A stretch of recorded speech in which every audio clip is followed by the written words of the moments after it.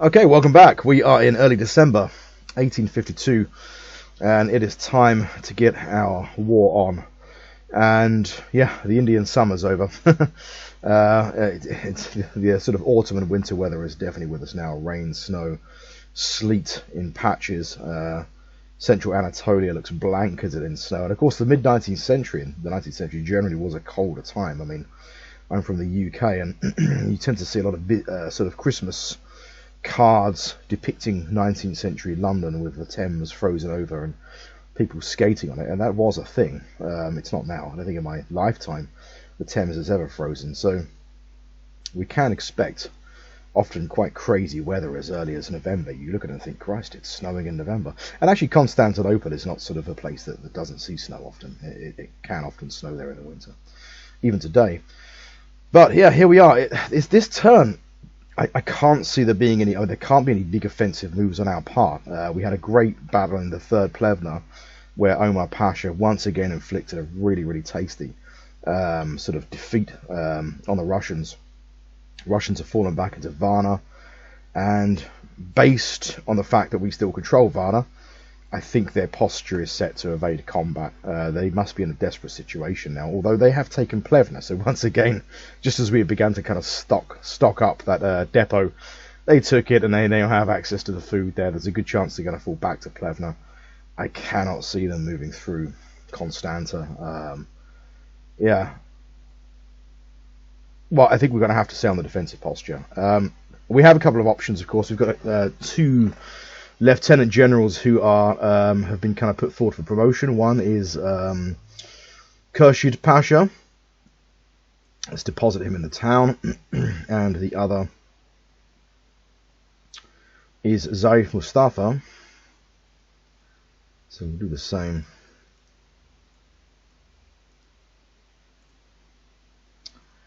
Yeah, and tea and medals for those lads.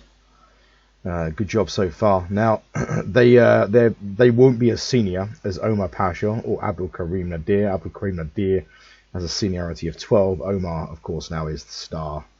His star has risen. He is the most senior officer in our armed forces. Even if Abdul Karim Nadir reached a seniority of 1, which is possible, Omar Pasha would still be in command of this force because he received his promotion prior to Abdul Karim. So let's give Abdul Karim the Imperial Guard back. Yeah, it's going to be a case of just sitting tight, really, in Constanta for the time being. These promotions hopefully will generate a couple of kind of shadow generals, lieutenant generals that are fairly generic, a bit like Selim Pasha. This chap, they won't have any special abilities or anything, and yeah, I'm not sure how many more we'll be entitled to. Hopefully it's 2 more. If it is 2 more, that means that one of these 3-star generals, either Abdul Karim Nadir, Zarif or Khurshid, we will then send one of those sort of one of those boys east to kind of start running the show, because you know, Riza Pasha's kind of about as useful as tits on a fish, really. So we want someone that's kind of a serious, determined, effective and aggressive commander in the east. Now, Riza Pasha's stats may improve on the basis of combat, but at the moment the only opportunities for combat is if he is attacked. Yeah, so yeah, which means that it's a long time. I think we'll be looking at a long time before we're in a position to promote him. Okay. We kind of went through the combat reports last turn, so we know where things stand. So the Third Plevna was really, really good, and we've done really well in terms of pitched battles against Russia. We haven't really lost a significant engagement. That is because we've effectively concentrated our forces, and there's some other reasons for that as well. I'll kind of maybe ramble about the other reasons a bit later. But yeah, in terms of our movements, there's nothing else that we can really kind of do. We are sort of picking up kind of notification that transport sort of forces are moving through the Bosporus. The main Imperial fleet's going to fall back to Constantinople. It's going to take them 6 days. They're kind of running a bit low on supplies. Their organisation is now sort of quite badly kind of depleted. It's very low. They're very disorganised. We're going to keep the raiding force in Smyrna just for a little longer, because we do need some more parts to kind of patch these ships up. Let's go with 1 this turn. Yeah, that's within the realms of acceptability, I think. And yeah, that's kind of it. Yeah, of course the Russians captured Plevna, we know that much. And we've got those promotions underway. Let's have a quick look at economic administration. Generally then, 63 units of goods, but for 230, you know, or 229. Not great. We're in the middle of a war, to be expected. This is not any kind of economic chaos by any stretch of the imagination, but it's also not really, you know, not good either. Really nice balance of, yeah, sort of trade balance this turn, but I think that's based on the fact that there's a bit of a shortage of manufactured goods. Demand is really kind of outstripping supply now. Let's get our kind of trade balance set. Nice round figures, so that I can sort of tell myself that I'm being diligent. A lot of this is just a kind of, I suppose, it's just repetition, just to ensure that I'm kind of checking everything and that I don't kind of let anything slide. And sometimes you can flick through and you think, oh yeah, nitrates, I was going to do that. You know, they can serve as a bit of a kind of cue for something. But that's good. Yeah, no. So five diamonds. We just completed another trade post in Q8 actually, which also gives us access to kind of sporadic access to diamonds or gems. Yeah, and that's everything that we can import. Why is that? What's our plan spending on steel? Do these parts requiring steel? Yeah, that's why. That's fine. Yeah, steel's okay. It's not too bad.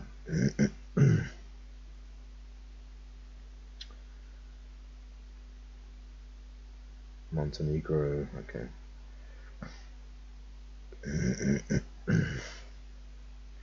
Let's check our prestige real quick. So we are sitting at 2258. Austria is 2089. Prussia 2385. We are closing on Prussia. Prestige is climbing, well, largely on the basis of battles, although because of our loss of Plevna we kind of broke even that turn. Really surprised we didn't actually take a kind of national morale here on the basis of Sarajevo. I thought that would be the case. Please, it's not. Obviously, it's the idea I think now is we obviously do need to deal with this force. My thinking is this force is sufficiently weak and damaged that we can maybe make a move and then destroy it in the next kind of couple of turns. And then we've only got an army corps up here. The idea is to kind of wrap up the deal in the Balkans really, and then begin to look at conducting operations against Russia. Operations are going to be slower, it's going to be more cumbersome, and kind of more costly insofar as it's going to cost us more in terms of organisation and cohesion to move forces because of the poor weather.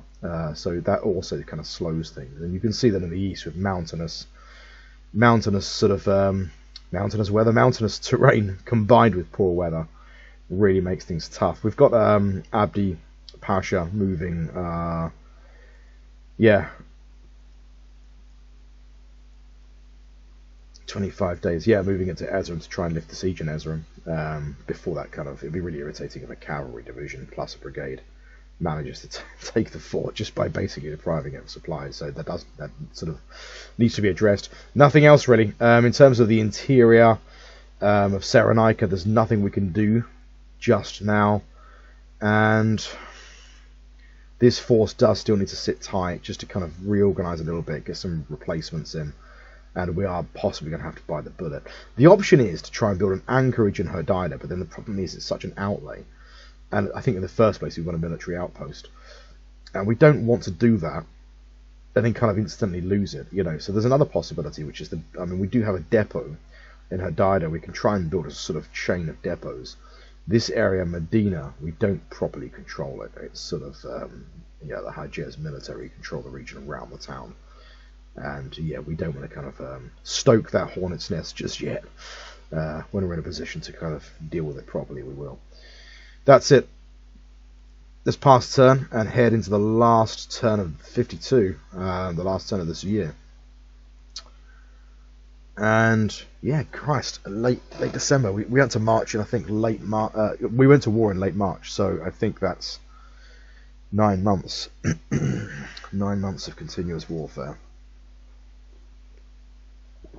And that is something that I like about the game, is that wars feel really long. And when you kind of get to the end of a war, you sort of hunger for it to be over.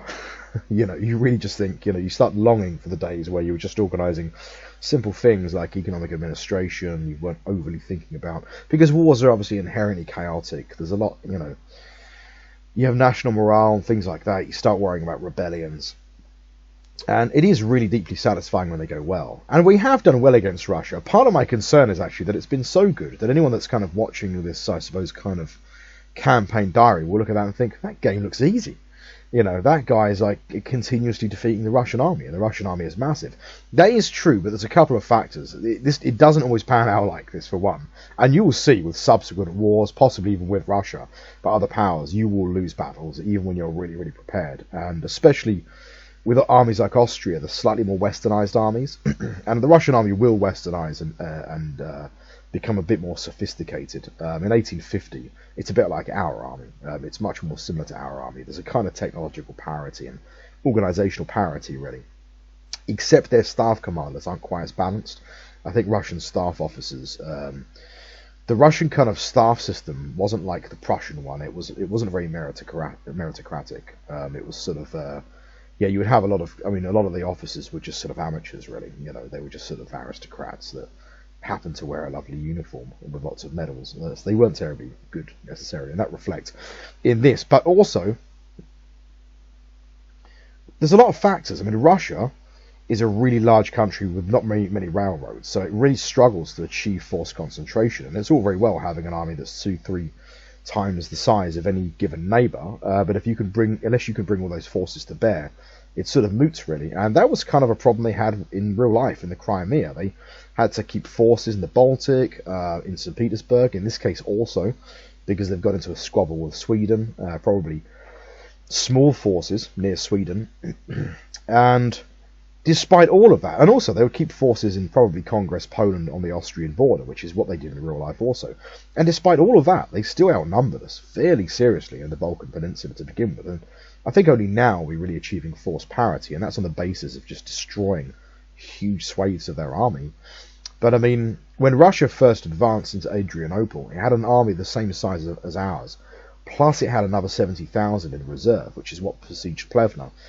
And it was only on the basis, really, of the good fortune of that kind of early move by Omar Pasha when he was still a lieutenant general that resulted in a fairly significant collapse of the part of the Russian army. They weren't necessarily huge battles, but a part of that army just kind of folded. It just surrendered. It ended up being 25,000 prisoners. It really sort of accumulated, and when you looked at that, you kind of realised that, well, we've destroyed an army of nearly 60,000 men. And on that basis, really, that the survivors of that force folded into the kind of reserve they had sitting up at Plevna, that meant that we had a kind of fighting chance. And that wasn't really intentional. I didn't think that would necessarily happen. But it was a bit of a gamble. It was a bit of a chance, and we just had to take some aggressive action. And it was much better than we could have anticipated. But that's the thing with the Russian army. The way the Russians kind of win is like a kind of vice that slowly closes and sort of crushes your head. It's sort of like that, It is, it doesn't matter how good your general is, how well dug in they are, how favourable the terrain. Really large armies, and Russia may very well end up doing this, even in this war, we hope not, or in future wars. They will start just kind of, they will send an army after army, and you'll just be kind of attritioned down. We can just see the Confederate States of America here. That's a really good example of something that might happen to us, and we're in a very similar situation. Russia doesn't have a really, really big industrial economy. It's still a breadbasket economy, but so is ours. And Russia's breadbasket economy is 10 times the size of ours. It has a much bigger population and this sort of thing. So Russia, kind of does dwarf us. But the Ottoman Empire maintains a ludicrously large army. A much larger army. It means that it can punch far above its weight, and it is expensive. But also, it's a modern army. It's the Nazi Roger did, and it's sort of, it's our new army, our new toy, and it's really paying off. It's performed excellently in the field. In pitched battles, Omar Pasha has so far been unsurpassed. Just superlative command, absolutely outstanding, and just continuously mauled the Russians. But anyway, here. Oh, what's going on here? Okay, there's a. Oh dear. Sana. Yeah, so they've actually kind of attacked Sana. 8,800 and plus 1,700 prisoners. I don't think that's enough to take it. We'll see. But that's not good. No, it's not enough to take it. That might even pay off if it's weakened their force sufficiently. Solum. Ah, you're joking. That force has started moving around now in the interior. That's irritating. It's a very small force as well. That's very weak. This is a big battle. Oh, we don't even have the results yet. I guess because the French, was there a British force there? I think maybe the British kind of, the British might have been in command of that one. They may have just had a really senior general. I suppose they would kind of, if they have a 3-star general, they probably would take command by default, at a guess, just because they're British, you know, or French or whatever. But there was a big battle. They are definitely making a play to try and head north. And it looks like our boys kind of got wrapped up in it, but I don't know to what extent.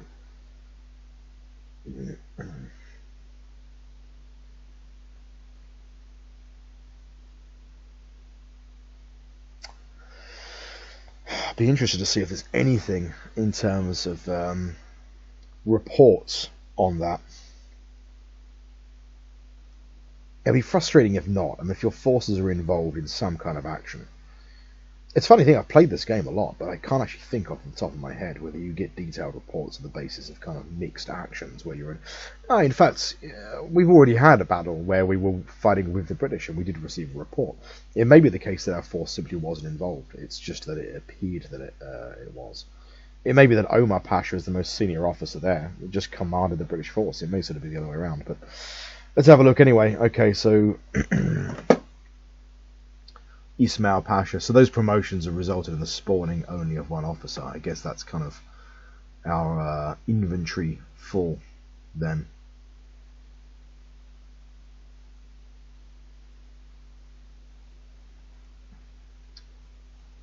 Okay, I think we're going to keep, so we've got Kershid and we've got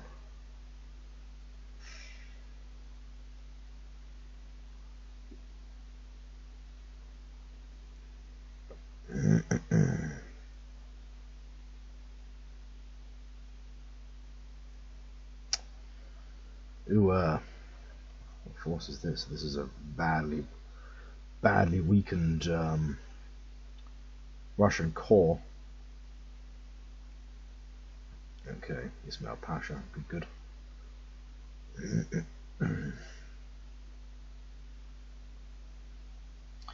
Yeah, no, all the information is that Omar Pasha's force engaged, presumably in conjunction with the British.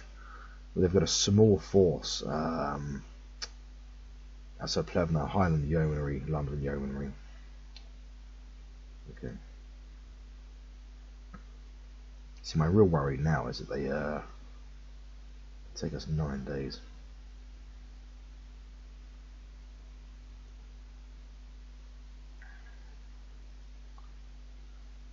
I think it's going to be another one of those kind of roll the dice moments. Our force is disorganized, but one of the reasons for that is, of course, they've received replacements. And yeah, as I mentioned in a previous video, receiving replacements for losses, you know, does kind of reduce the amount of organization you receive, at least in that turn anyway. Who do we send east? Let's have a quick look at Abdul Karim. So we've got Abdul Karim, who is, so it's 4 strategic, 2 offensive, 3 defensive. Kershid 4 strategic, 4 offensive, 1 defensive. Zarif Mustafa 3-3-1. Well, I think Zarif Mustafa, despite being a 3-star general, we're going to keep him in Omar Pasha's force because I don't think he's terribly capable.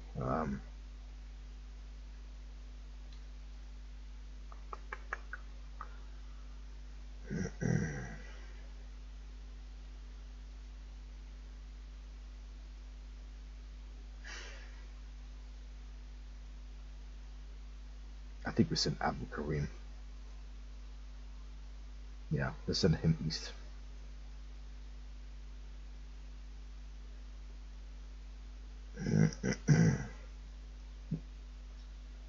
My God, look at that. He's activated. It's like he knows. You know, I mean, he would be that kind of officer that, oh, you know, I'm going to be replaced. Time to get activated. Oh, God, you got to be kidding me.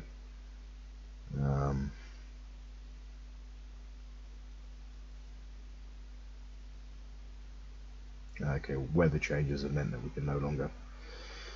Oh well, they've actually moved out from Ezram anyway. That cavalry division has moved south.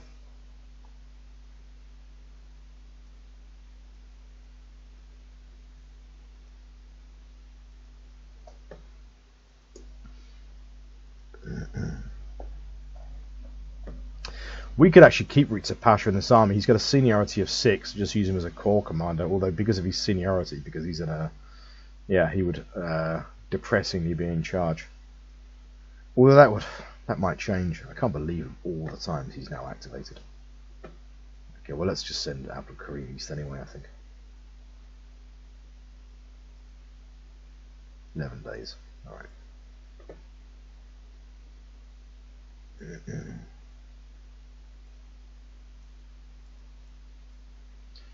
Looks like we got some raiding Cossacks, just trying to kind of irritate the fortress at Ezram.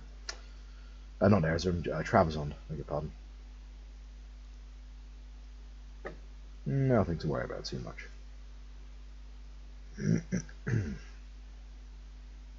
Situation in the east is stable, I think, for the time being.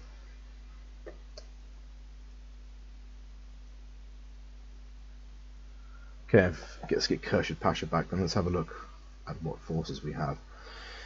Who takes the Imperial Guard? The thing is, Khurshid Pasha is a really good cavalry commander.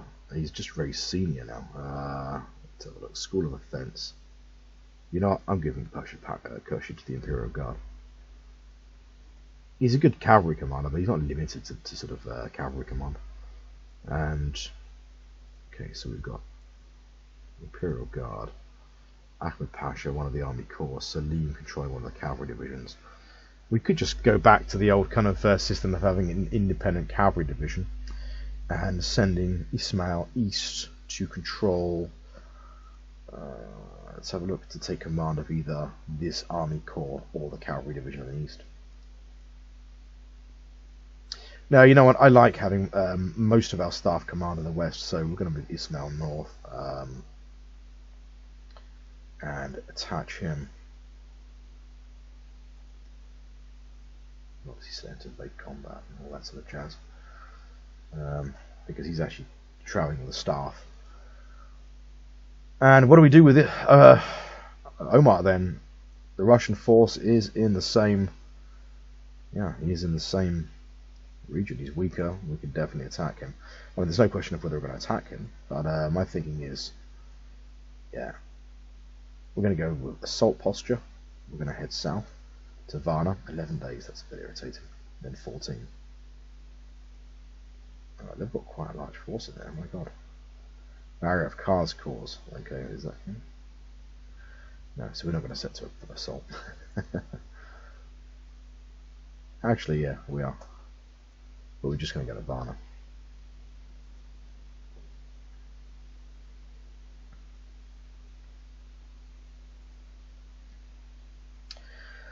Now the hope is the Paskovich force doesn't slip past and go up to Bessarabia. If he gets defeated there, falls back to Varna, that'd be what we want really.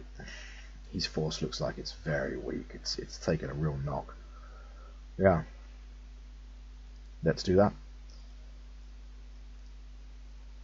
Let's just check on the Imperial fleet real quick. Okay, that's going to have to sit tight for a period of time. That river squadron is is virtually complete now. Excellent. And then we've got a merchant squadron being built. Let's just check on the raiding fleet. Yeah, all repairs conducted. Not quite. Come on.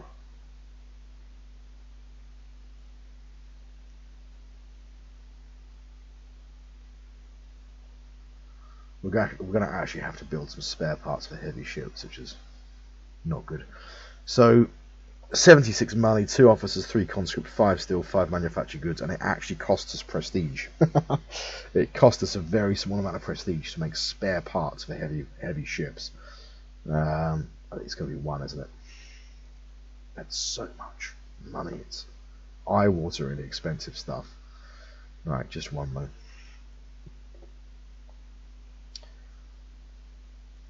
Okay. Let's flick through reports real quick. Garrison in Sunny. So let's have a look at the situation. Yeah.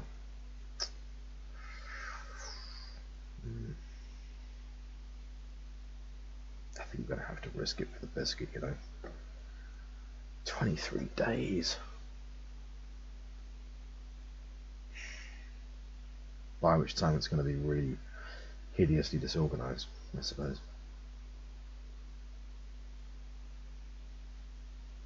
Let's do it. I mean, you know, it's either that or we just sort of leave Aden, isn't it, really? We'll lose a national morale point from losing Sana, and we're probably going to lose Sana. So this force is like, their force is about 8,000, our force is 17,000, but their combat value is better. Really. It's much greater. But I guess it's just a combination of forces they have at their disposal. So French in Salonika and Gallipoli at the moment. Okay.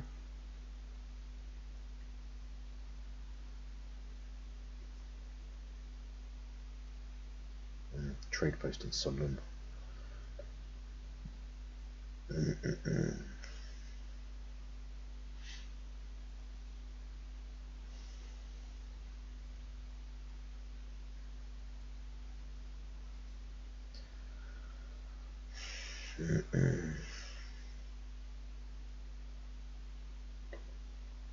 The hope is that this tiny force that we've kind of battered is just going to fall into Egypt now and kind of bother them, our old colonial subjects.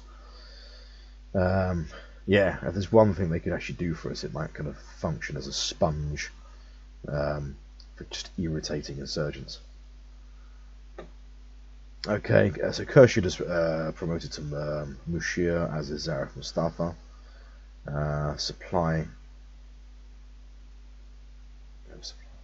Oh my god, we completely understand the possibilities of the Industrial Revolution. Wow, a historic moment, and you get to enjoy it with me live. Late December 1852, the Ottoman Empire now understands the basic principles of applying what we've been applying to agricultural enterprises for 2 years now, to textile mills, large textile manufactories, and we can now build. Oh my god, that is so good. Do we get railroads yet? Not yet. That is outstanding news. So arms shops, textiles, chemical labs we could build anyway, military gear, ammunition shop, manufactured goods. And I think that's the one. We could actually build a manufactured goods shop straight away. Furniture shop.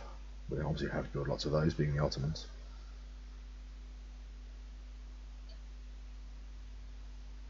How much do we have left? 150 left we would have. Well, yeah, about 150. Let's just check the operational costs of our economy, because it'd be a really nice way to end the year to begin the construction. So operational costs for our economy are 67.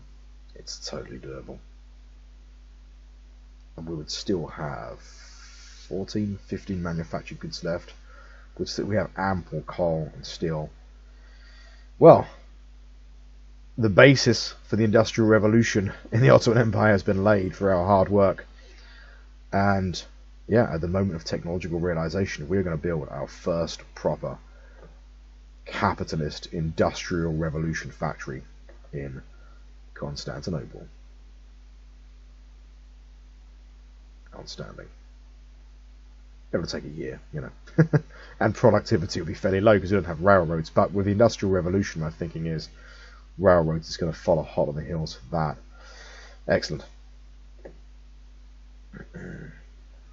Okay, textiles, tobacco, fish, cereals, fruits. Yeah. 63 units at 235.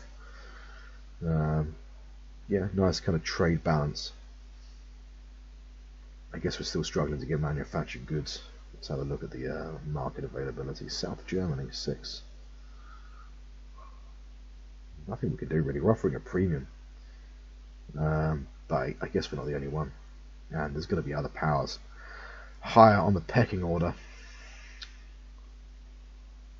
Yeah.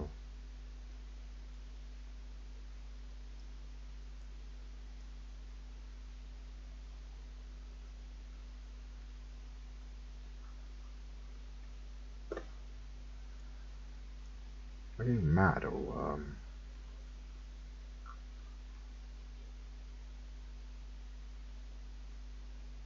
like Scandinavia? That's why.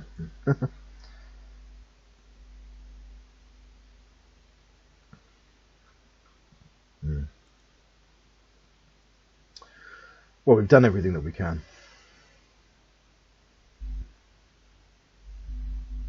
Let's just check our trade balance. We're going to keep manufacture textiles back for the time being.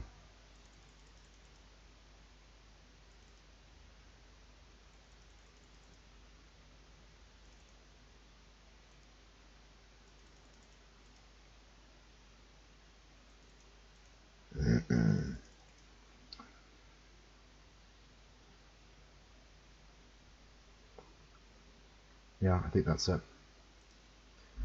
Let's just check assets balance once more. 80%, 2%, that's good.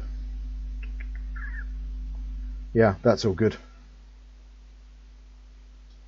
Economy's stable, that's the main thing. There's nothing kind of too sort of too crazy kind of happening despite the war. So the move this turn then, Omar Pasha is going to be engaging Paskovich's force. Hopefully Paskovich will do the thing that he does, which is to lose spectacularly to us.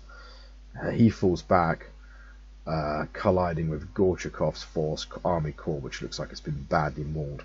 I get the feeling that that was the force that kind of engaged with us, and maybe a mix, combined with us and the British.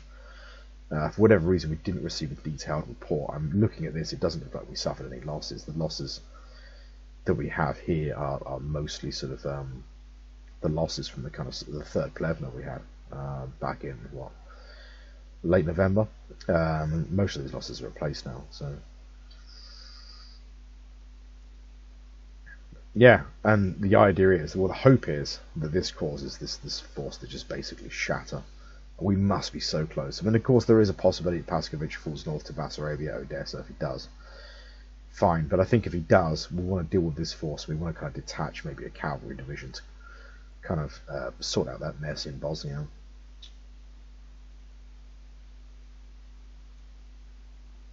He smells heading north in the east. What do we do? We could detach a cavalry division and move that 21 days. Yeah, the bad weather has kind of made the mountain passes unpassable.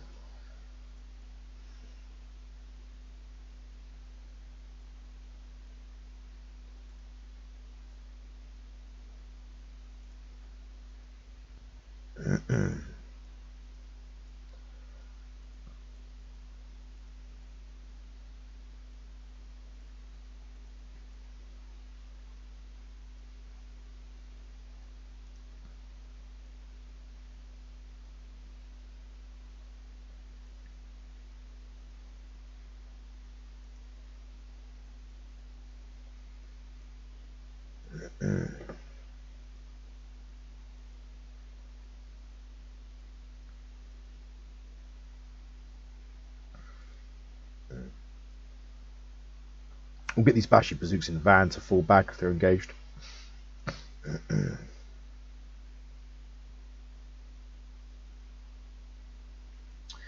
I think that's it. I think that's the last business of 52 conducted.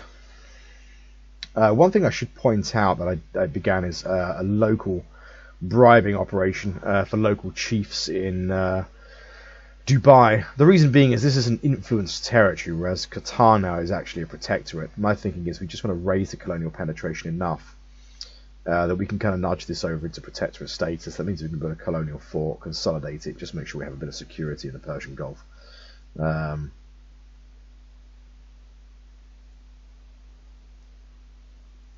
yeah, there's nothing else we can do. I think that is that's business. But let's pass turn then and finish the year on a bang, hopefully, and see what happens as we pass through Christmas and sort of New Year into into 1853. I always hesitate when I go to click past turn. There's nothing else I've missed, is there? I've got to quickly just go through here. There's nothing else. No, there's nothing else. I'm going to check my to reply to. No, that's everything. National morale sitting at 96. Let's just check the Russians really quick. 92. Yes. See, their army's actually growing though. It's like every time we kind of like, you know, take 20,000 prisoners and kill 30,000, they sort of build 50,000 somewhere. That's the thing I'm worried about, is that at some point, you know, what if they started building forces up here in one of these sort of towns or cities, you know, back in kind of August or something. That force will be in a position to move soon. Anyway, I'm going to stop rambling and just click past turn. And let's see what happens.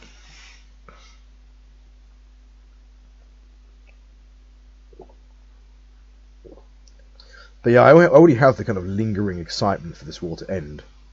I'm still enjoying it. I want to defeat the Russians.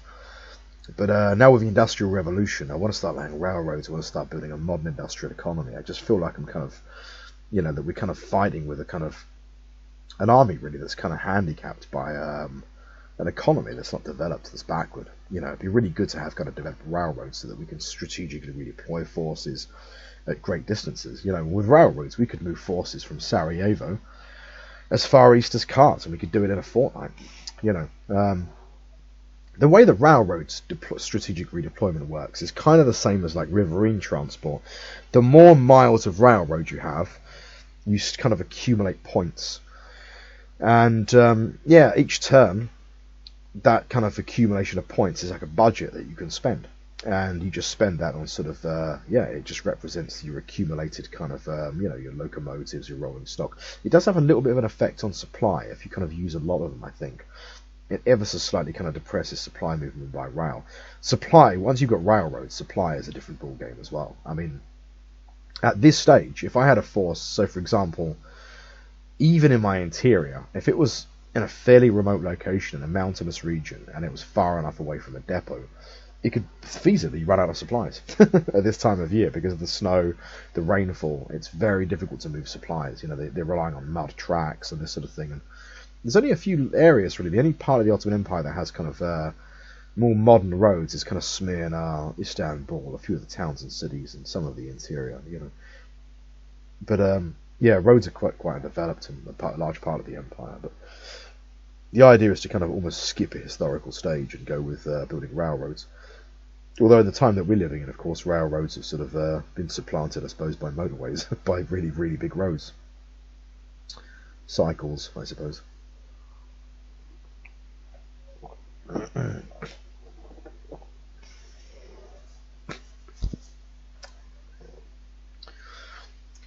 I'd be interested to know what's happening with Sweden.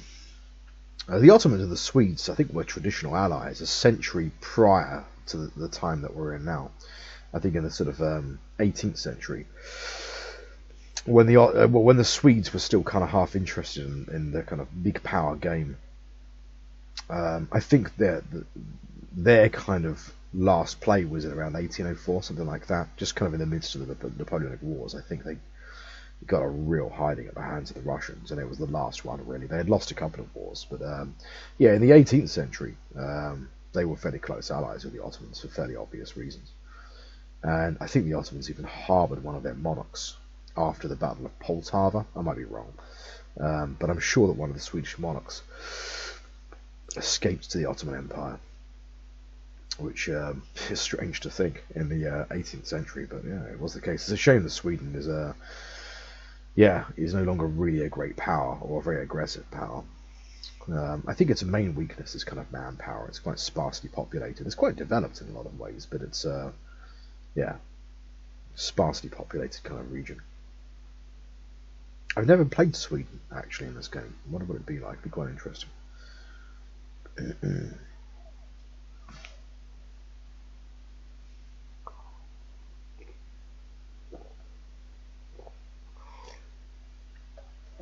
It's interesting that the British and the French have not conducted any kind of independent campaign against the Russians. Their forces in our soil is welcome, but yeah, it'd be nice if they kind of actually did what they did historically, just landed in the Crimea and besieged Sevastopol or something.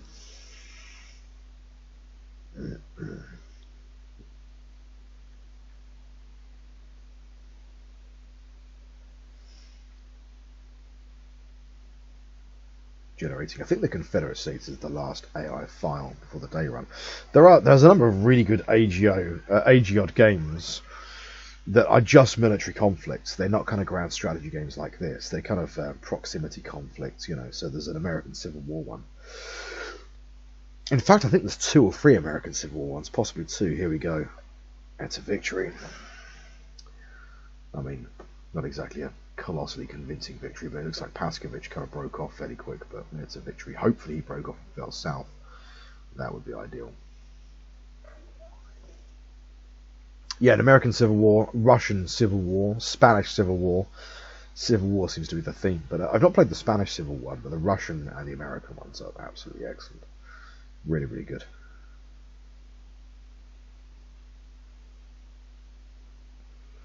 Yeah, it looks like Paskovich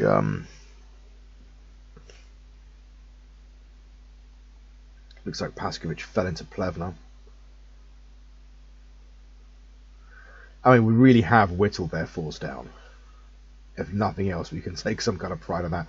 Even if they escape now to kind of back up to Odessa, it's going to take them time to sort that force out. To kind of get it back up to scratch. I mean, it's fought a desperate campaign, really, in the Balkans. I mean, to be in that army. I tell you who was in that Russian army. The author of War and Peace, whose name escapes me at the moment. But he served in Varna, actually. He was a Russian... he was a Russian artillery officer in Silistria in the Crimean War. I've never read them, but I think he wrote accounts of the war. You know, as an artilleryman, I suppose he kind of I think he experienced the war at some distance.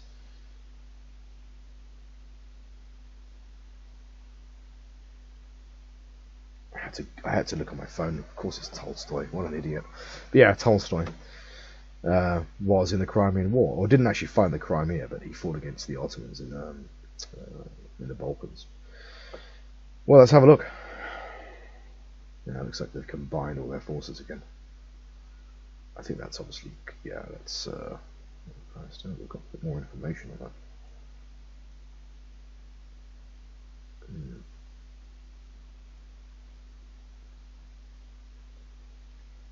So this is one of those moments where things could get decidedly dicey. Yeah, we've kind of overstretched ourselves a little bit now. You can see that our force is very disorganized. And, yeah. I mean, our troops are just exhausted now. We've got Ismail Pasha in place at least. That's kind of giving command of the independent cavalry division. But I think it's going to be a case of trying to evade combat. See, if nothing else, the British and the French could at least kind of deal with this sort of Bosnia situation.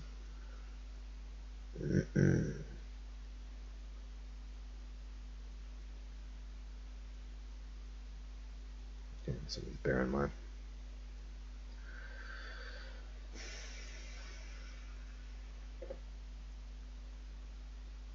It's activated again.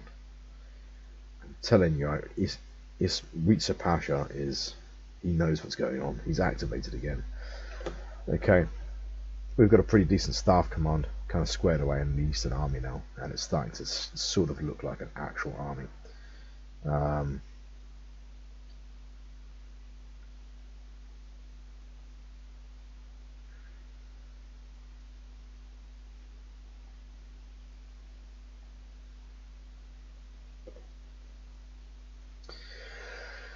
Yeah, let's do it. Let's actually move Ritsa Pasha into Erzurum. We kind of want him anchored in the centre a little bit now, so he can move on cars and move south towards Bitlis. But I think we don't actually might be in a position. I mean, the good thing is now I could always just remove Ritsa Pasha from command, and we've got a 3-star general that might be activated.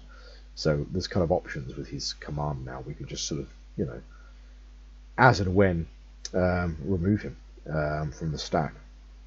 But yeah, this force is now kind of compiled. It's an actual proper army. It's 90,000, 10,000 cavalry, 336 guns. We've even got command points to spare, so we might look to build some kind of cannons actually, kind of pad that force out with some independent artillery. But yeah.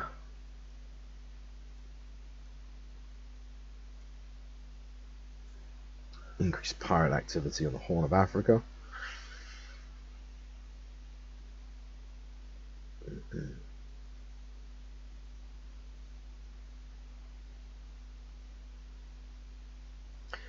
No railroads yet.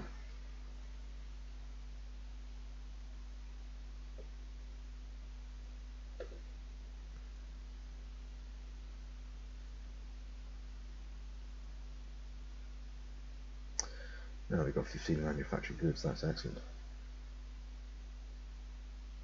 Yeah, domestic consumption kind of sitting at about the same.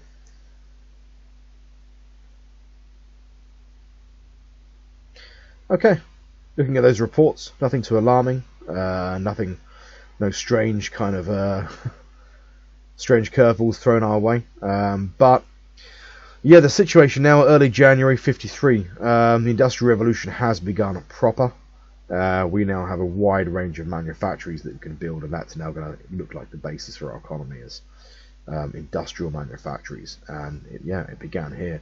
Omar Pasha's force now is exhausted. We have kind of expended his force in terms of being able to do anything with it, really. It might even be expedient to drop him into the town in Varna. I mean, if we try to move him from here, it's going to kind of tire the force even more. But yeah, I mean, he's because of the exhaustion of his troops and the lack of organisation, they can move back up to Constanta. But the truth is, Paskovich now sort of has the upper hand. But I'm thinking if we drop him in Varna, set him to defend at all costs, and